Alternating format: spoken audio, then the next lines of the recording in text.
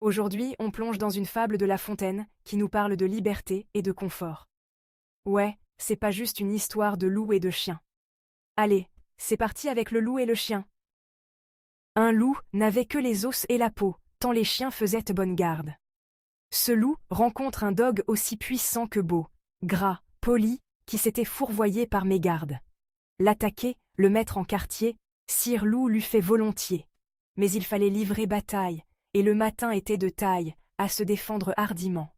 Le loup donc l'aborde humblement, entre en propos, et lui fait compliment sur son embonpoint, qu'il admire. Il ne tiendra qu'à vous, beau sire, d'être aussi gras que moi, lui repartit le chien. Quittez les bois, vous ferez bien. Vos pareils y sont misérables, cancres, airs, et pauvres diables, dont la condition est de mourir de faim. Car quoi? Rien d'assuré. Point de franche lipée, tout à la pointe de l'épée. Suivez-moi, vous aurez un bien meilleur destin. Le loup reprit. Que me faudra-t-il faire?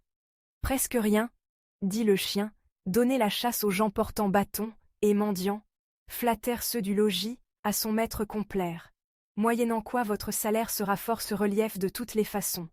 Os de poulet, os de pigeon, sans parler de maintes caresses. Le loup déjà se forge une félicité qui le fait pleurer de tendresse. Chemin faisant, il vit le col du chien pelé. Qu'est-ce là? Lui dit-il. Rien. Quoi? Rien? Peu de choses. Mais encore? Le collier dont je suis attaché. De ce que vous voyez est peut-être la cause.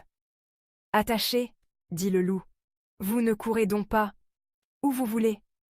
Pas toujours. Mais qu'importe. Il importe si bien que de tous vos repas, je ne veux en aucune sorte, et ne voudrais pas même à ce prix un trésor. Cela dit, maître loup s'enfuit, et court encore, court. On a donc un loup affamé, pas super en forme, qui tombe sur un chien bien dodu. Le chien lui propose de le rejoindre et de vivre dans le confort, mais, petite hic, il faut porter un collier et suivre des règles. Le loup, lui, préfère sa liberté, même si c'est galère. C'est un peu comme si on te disait « Viens, tu peux avoir une vie facile, mais tu seras tout le temps contrôlé. » Tentant, hein? Mais le loup, lui, il choisit la liberté. Aujourd'hui, c'est un peu pareil. Imagine, tu as un boulot bien payé, mais tu n'as aucune liberté, tu es tout le temps sous surveillance, t'as des horaires de ouf. C'est bien d'avoir de l'argent, mais à quel prix? La morale de cette fable? Mieux vaut être libre et affamé que gras et attaché. C'est tout simplement ça. Alors, choisis bien ta vie, mon ami.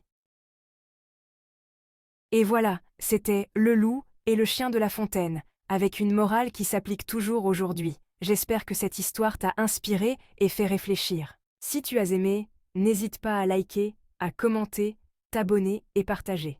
À la prochaine pour une nouvelle vidéo.